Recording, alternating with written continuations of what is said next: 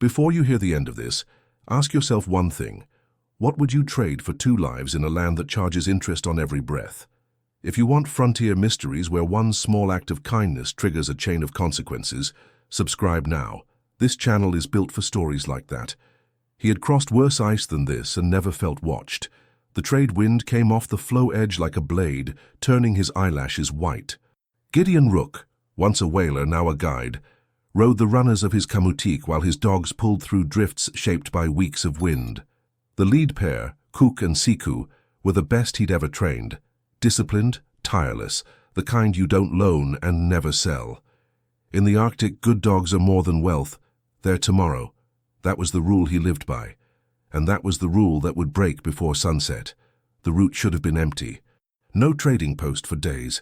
No visible camp smoke, only ice, rock, and the old silence that makes a man hear his own heart. Gideon kept moving because stillness could kill you faster than any gun. He watched for Inuit suit, stone figures that could mean safe passage or warning. Today there were none. Just a ridge carved sharp as a jawbone. Then the dogs stopped. Not from fatigue, not from hunger. They stopped like something had grabbed the leash of the world. Cook's ears locked forward. Siku lowered his head and growled under his breath.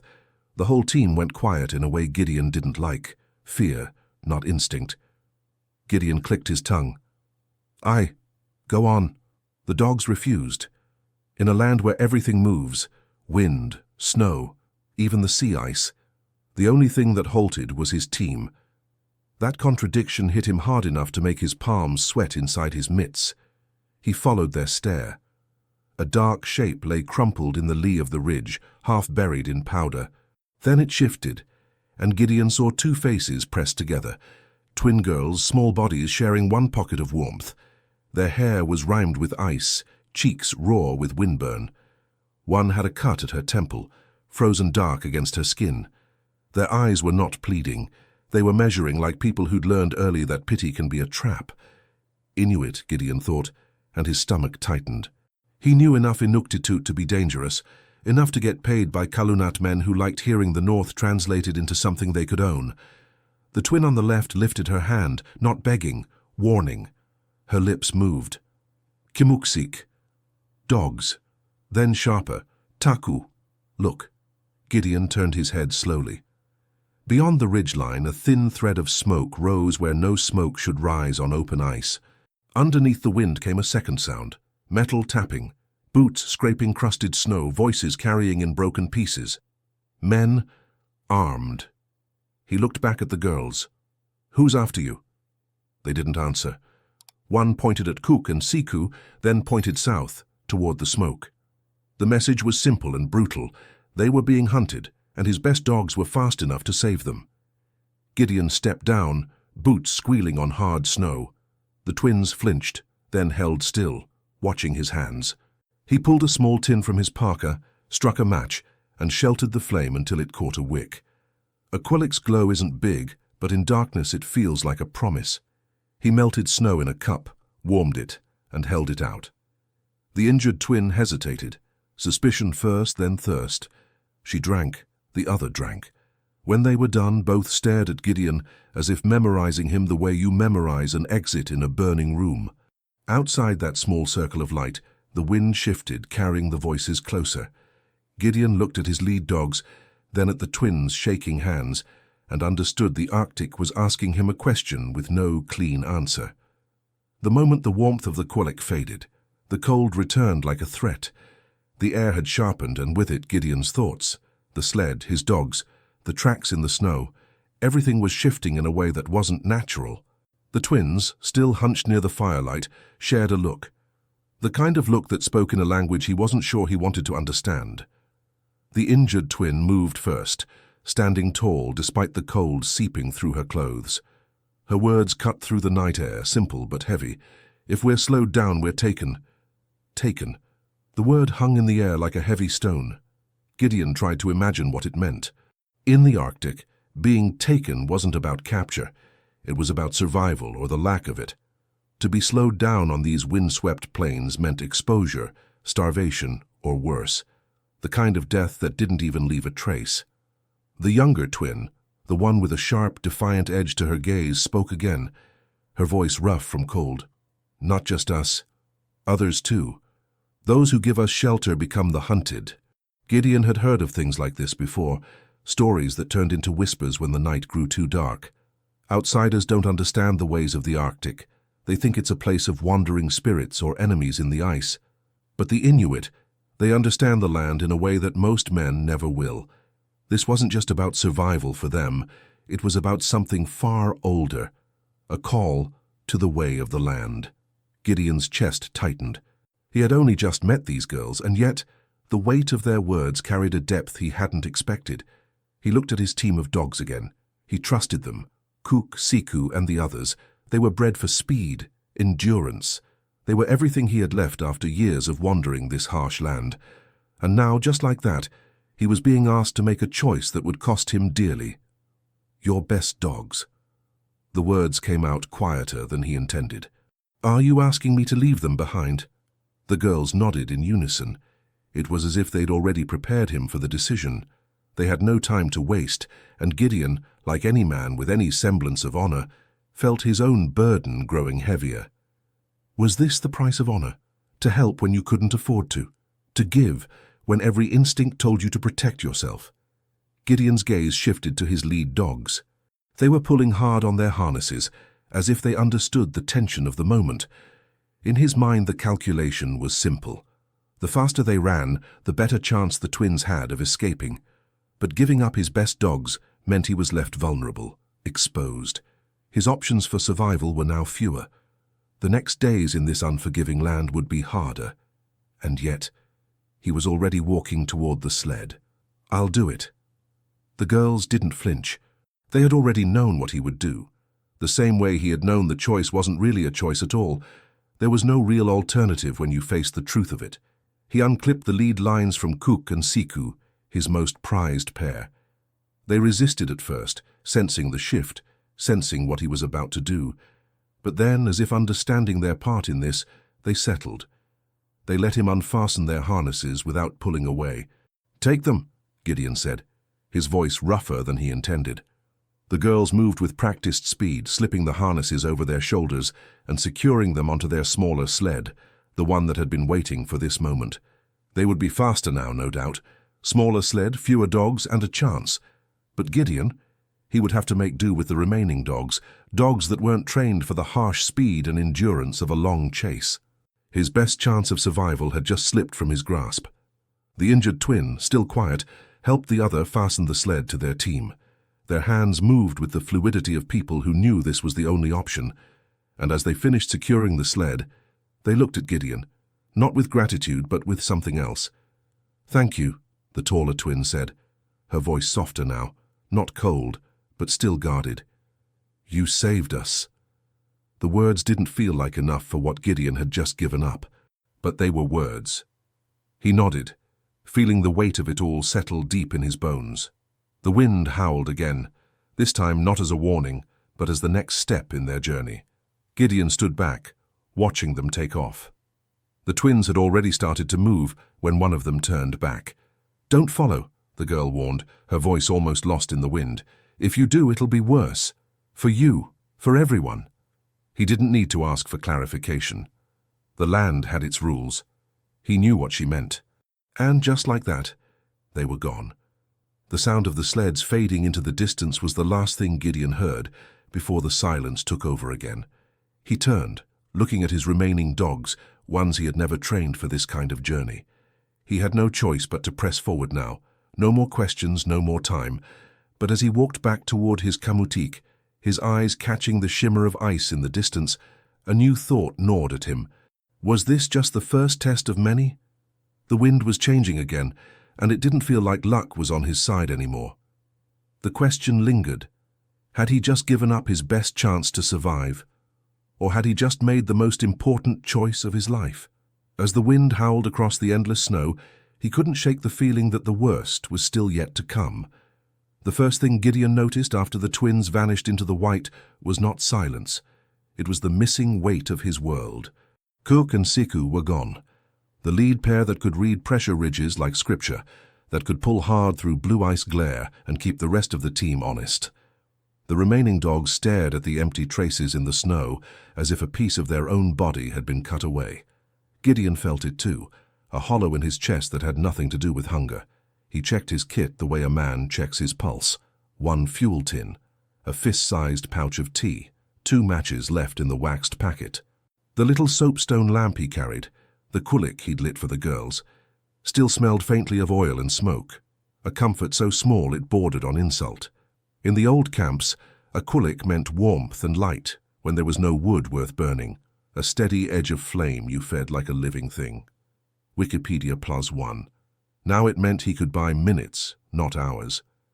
He tightened the lashing ropes on his kamutik. No nails, no iron to work loose under the pounding of sea ice, just smart joinery and binding, the kind of design Kalunat explorers once mocked until their own sleds shook apart and they learned to copy what worked. Wikipedia. The runners squealed when he pushed off, and the dogs leaned in, but the pull was wrong, slower, heavier, a rhythm that said, "You made a trade and the Arctic will collect." Behind him, 2 narrow sled tracks cut clean lines across the drift. The twins had taken his best speed, and their trail was already filling with spindrift. Good. Let the wind erase them. Bad for him, though, because his own track stayed deep, an obvious scar, wide runners, heavier load, a man alone. Anyone following could read it like a map. The wind rose, turning the horizon into a moving wall. Whiteout came in sheets. Gideon slowed, watching for the faint, dark hints that meant open leads or rotten ice. He tried to keep his bearings by memory, and by stars he couldn't see, the way Inuit travelers could navigate even when the land offered few landmarks. When there were no landmarks, they built them. Wikipedia +1. And then he saw one. At first it looked like a random pile of stones punched up through the snow, but nothing in this country was random. The stack stood on a low rise, placed where the eye would find it even in bad light. An Inuit, that which acts in the capacity of a human. Wikipedia. It didn't wave, didn't speak, yet it told him something a person would. Not here, not straight ahead. Pay attention. He moved closer, feeling the hair on his neck prickle. Beyond it, half buried, was another stone marker, smaller, angled like a finger pointing. Not toward the twins' trail, away from it. Gideon followed the angle and saw a safer path along the ridge. Higher ice, fewer cracks, a route that avoided the dark seam where sea and pressure fought. Someone had placed these with purpose, not the militia men. They didn't know the land well enough to speak in stone, and not the twins either. Their flight had been desperate, fast. That left only one answer that made Gideon's throat tighten. The hunters were already out here, but not the ones carrying guns. Guiding, watching, measuring. Gideon swallowed the urge to look over his shoulder. In a whiteout, you can't see the eyes on you, only the choices they force you to make. He clicked his tongue, urged his slower team forward, and felt the warning in the Inuksuk settle into his bones like cold iron. The wind shifted again, and for a heartbeat, through the blowing snow, he heard it. A distant shout, human, harsh, and the answering bark of dogs that were not his. Whiteout makes a world feel empty, but Gideon knew emptiness was just another disguise. He drove the team along the higher ice the Inuksuk had suggested, keeping his head low against the wind, listening for the sounds that meant danger. A hollow boom under the runners, the brittle crack of new pressure, the far-off chorus of unfamiliar dogs. His own team pulled with stubborn heart, but they were not Cook and Siku. Every mile cost more. Every mile left a deeper trail. Then he saw them. Not close. Never close. Dark strokes on the edge of vision, standing on a ridge of blue ice where the wind had scoured the snow down to glass. 3 figures at first, then 5. They did not move like men who were cold. They moved like men who belonged. No rifles lifted, no warning shouts. Just silhouettes, still as the stones of an old camp, watching his line of travel as if measuring it against something only they could see. Gideon stopped his kamutik, and the dogs stopped too.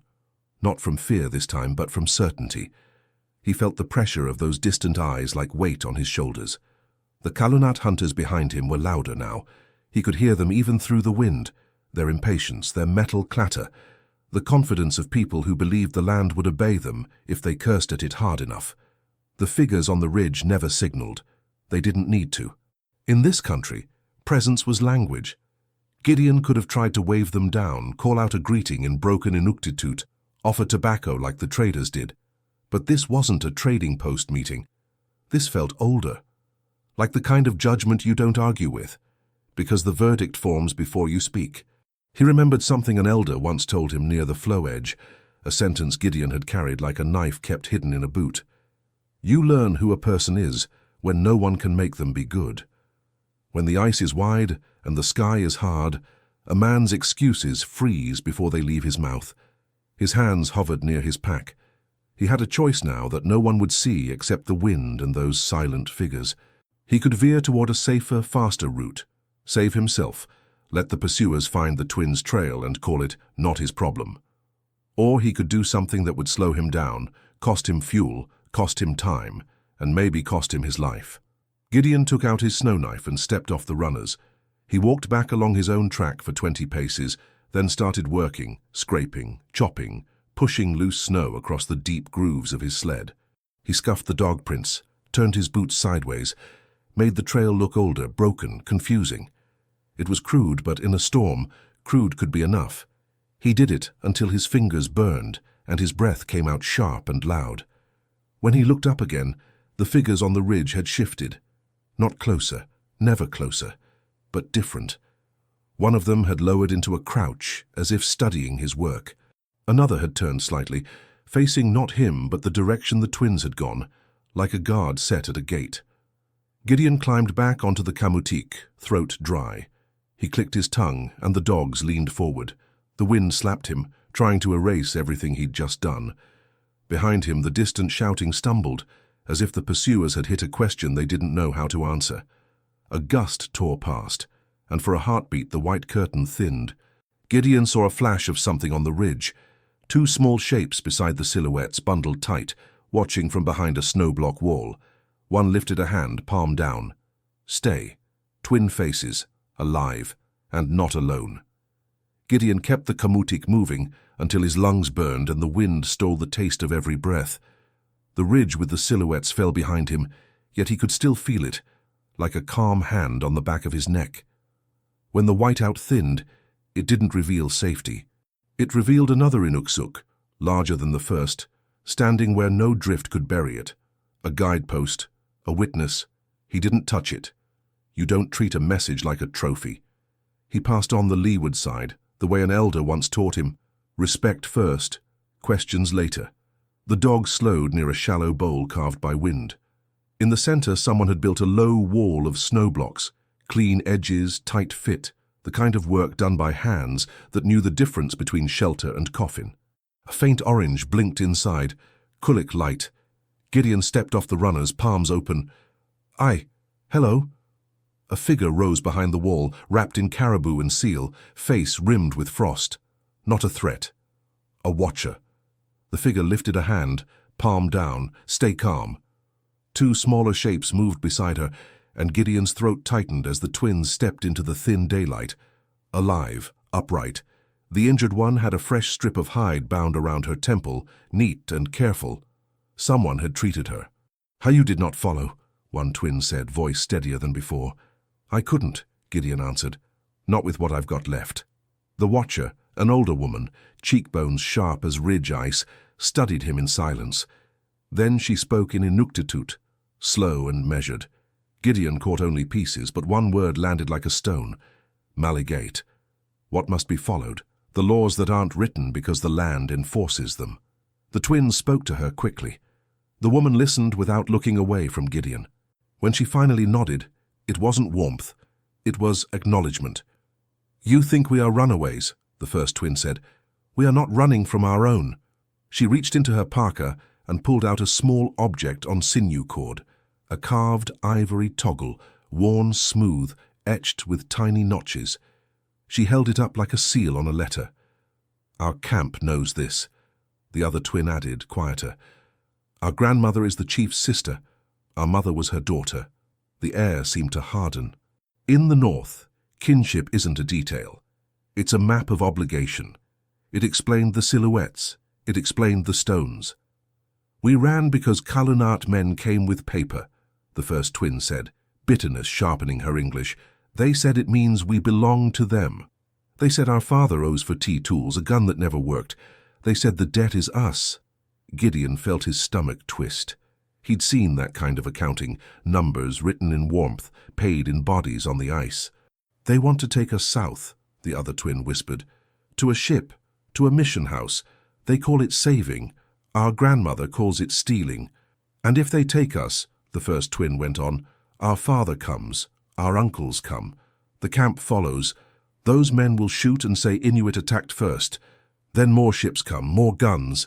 They will make our people move or starve." Gideon looked at his thin fuel tin, at the deep scar of his sled track, at the dogs that were no longer his best. The twins weren't only escaping capture. They were trying to stop two worlds from colliding the only way collisions ever end on the ice. The older woman finally gestured to the snow wall. Not comfort, responsibility. "Eat," one twin said softly. "Warm your hands. Then decide what kind of man you are when no one can force you." As Gideon stepped closer, the wind carried a new sound from behind him. A sharp whistle, then a shout. Close enough now that he could hear the anger in it. The first rifle barrel appeared before the men did, sliding into view above the drift like a warning finger. Boots crunched through crusted snow, and the outsiders came down the wind-cut slope in a line that expected obedience. Their faces had the raw impatience of men who believed the north was empty space waiting to be claimed. "Ho there!" the lead man shouted. "You! On the sled!" Gideon stepped out from behind the snow wall slowly, hands open, letting them see he held nothing.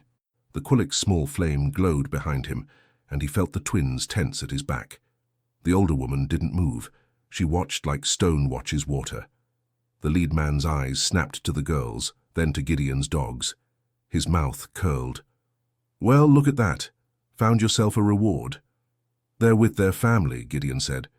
"You're on the wrong trail." A second man laughed. "Wrong trail? Those savages ran off with goods. We're collecting." He tapped the pouch at his belt. "Debt. Signed at the post." Gideon knew that kind of paper, ink that froze into authority. "A mark on paper doesn't make people property," he said. The lead man spat into the snow. "Simple then. You hand them over, we hand you coin, enough to buy a new team when your dogs drop." He jerked his chin at Gideon's tired animals. "And if you don't, accidents happen on the ice." Behind Gideon, one twin whispered a word in Inuktitut, tight and urgent. The older woman answered just as quietly, "Maligate." The way you live when there's no court, only consequences. In his years guiding, Gideon had learned a rule older than any trading post. When you share heat and food, you enter a circle. Break that circle, and the land itself becomes your judge. Ice, wind, distance. The Kalunat called it superstition. The Inuit called it sense. Gideon didn't turn. "They're not stolen goods," he said. "They're children. And you know what happens if you force this." The lead man squinted. "You threatening us?" "No," Gideon replied. "I'm telling you the truth. Their camp is close. Kinship runs deep here. If you drag them south, you won't just be taking two girls.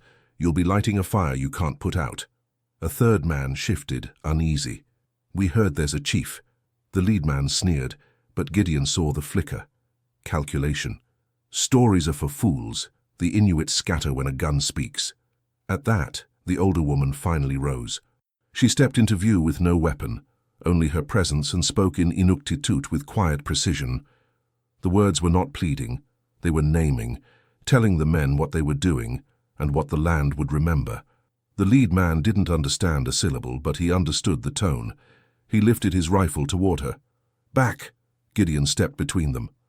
"Put it down," he said, sharper now. "You don't aim at an elder in her own country."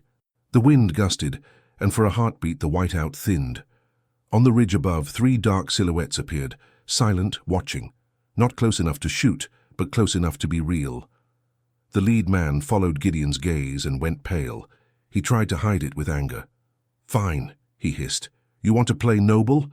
Then you'll pay the debt. You'll come with us to the post and explain why you're sheltering thieves." Gideon felt the trap closing. If he went, The twins lost time. If he stayed, the men might try force. He looked at the Quillic flame, then at the ridge silhouettes that did not move, and he realized words weren't the only thing being tested. Outside the shelter, the ice gave a long, low groan, like something deep beneath them shifting position, opening a new path, or a new grave. The silence that followed the lead man's command wasn't stillness. It was the kind of silence that a man feels in his bones when the air itself seems to bend and pull at you, waiting for something to happen. Gideon didn't have the answer yet, but he knew something. In the Arctic, when the land speaks, it speaks with consequences. There was no need for bloodshed. Nature would deliver the judgment in its own way. The men didn't realize it. They never did. They had been out here long enough to think they understood the land, the ice, the wind, the cracks in the snow, but they didn't. They had spent too long on trails that never held their weight, listening to stories that had been warped by distance, not born from the pulse of the earth itself. Gideon saw the flicker in their eyes when they looked at the ridge, not fear, but doubt. They had heard the whisper of the land's warning, but they couldn't interpret it. He could. And in that moment, he realized the land was offering him the opportunity to end this with words alone. "Do you really think you know this place?" Gideon asked, his voice low, but cutting through the wind. He glanced at the ridge, then back at the men. The ones who had come for easy justice, the ones who had not yet learned the price of their arrogance. The lead man sneered. "It's just ice, just land." Gideon shook his head. "No, it's more than that." He stepped aside, his eyes never leaving the men. He had to be careful now. One wrong move and everything could fall apart. Behind him the twins were silent, watching like shadows. The older woman stood still, her gaze never wavering from the men. They were waiting for a signal, but they knew better than to make the first move. Gideon took a deep breath, then turned to face the men, his back to the ridge. "The land will show you what you've missed. You think it's all just flat and white, but it's a lie.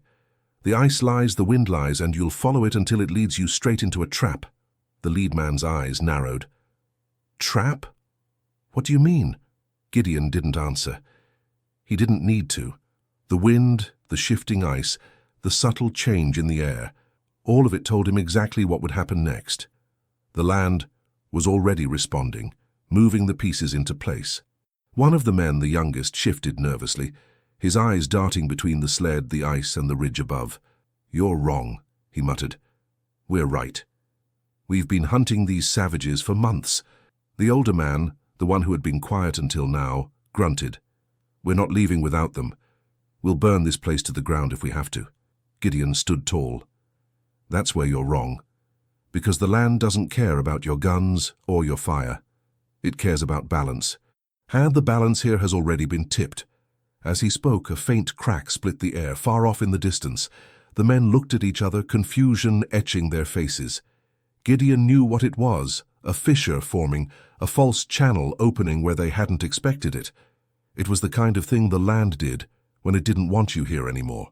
It didn't need violence to show you your mistakes. It only needed to expose your weaknesses. The lead man took a step forward, his hand tightening around the rifle. "I'll make you regret this." Gideon didn't flinch. He stood still, feeling the weight of the decision coming down on them all. The wind howled, the crack in the ice grew louder, and the men began to turn. They were feeling it too, the uncertainty, the fear. It wasn't about courage anymore. It was about knowing when to stop. The older man looked at the crack in the distance, and then back at Gideon. "What have you done?" he whispered, as if he'd realized too late. His voice trembled. Gideon didn't answer. He didn't need to. The land had already given its judgment. The men turned to leave, their boots crunching in the snow as they scrambled for their sleds. They had underestimated the ice, overestimated their control, and now they were paying the price. The fissure in the ice wasn't just a warning, it was a trap that only they could fall into. Gideon watched them go, his heart steady, the weight of his choice settling into the marrow of his bones. The twins moved beside him, silent, waiting. The land had judged them all, but it wasn't done yet. There was more to come. He had no idea where the road would take him now, but he knew one thing for sure. There would be no more bloodshed today.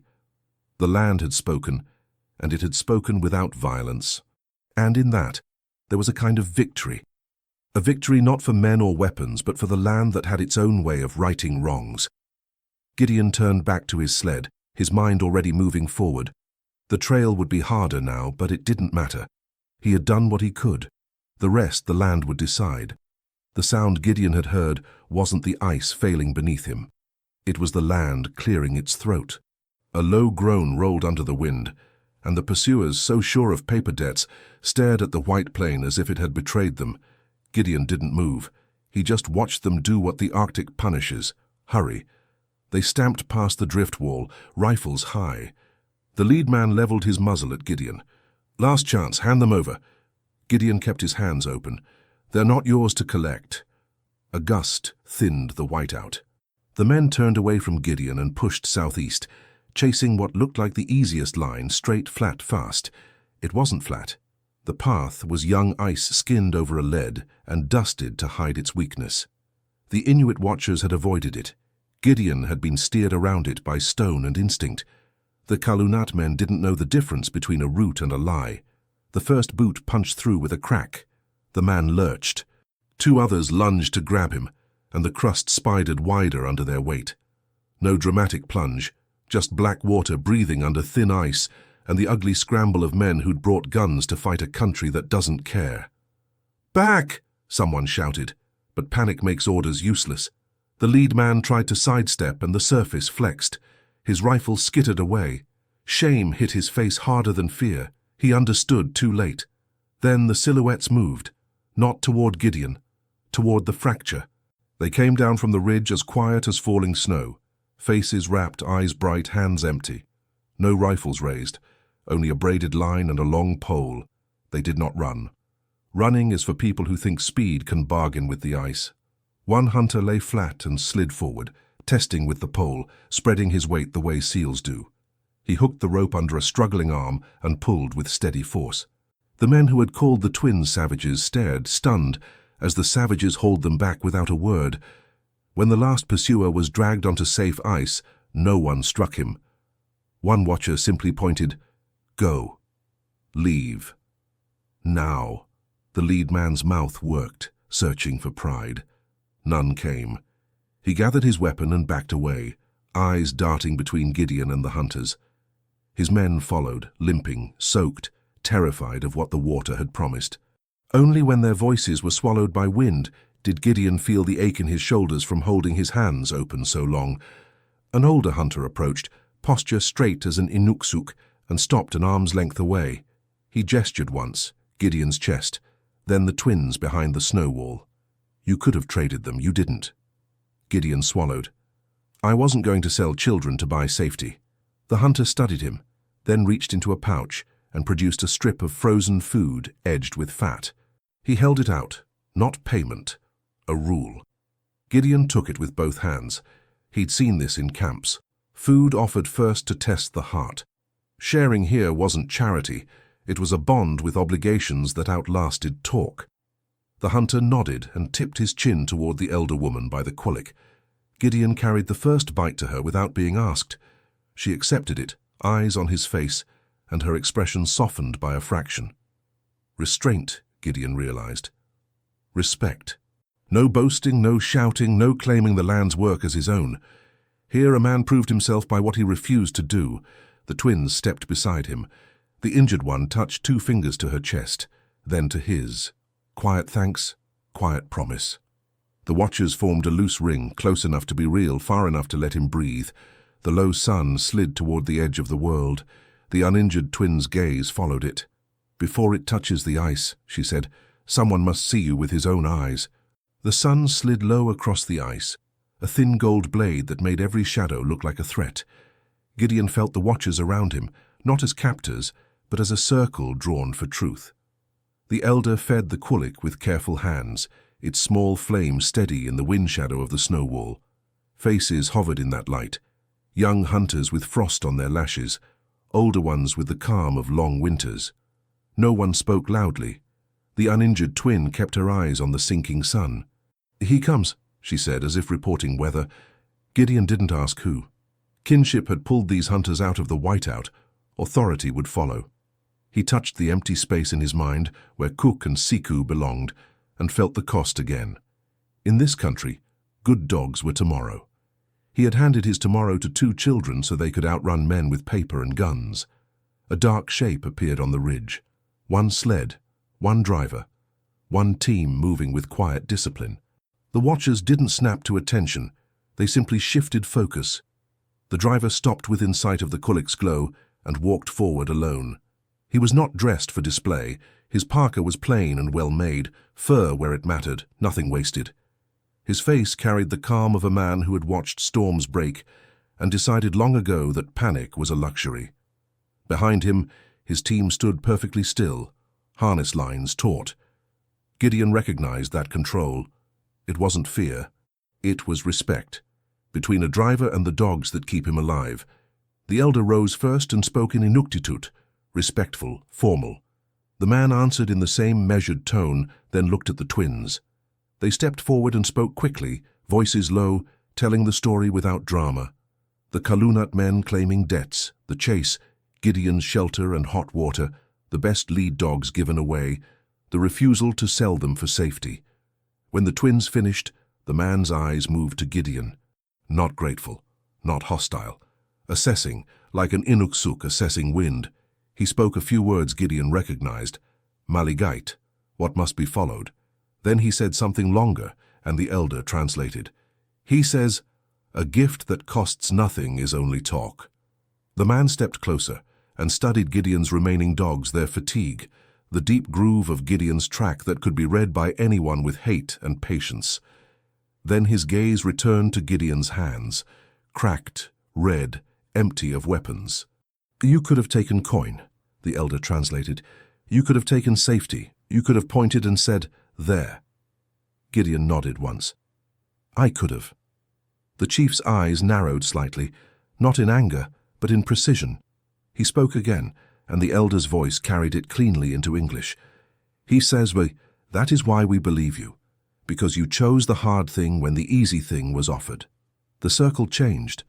Not applause. Something older. Recognition.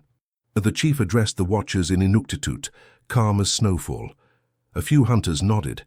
Gideon tried to explain he wasn't a hero, only a man tired of greed in warm rooms, but the chief lifted a hand. A small gesture, absolute meaning. Deeds mattered more than speeches. He looked toward the horizon where the pursuers had fled.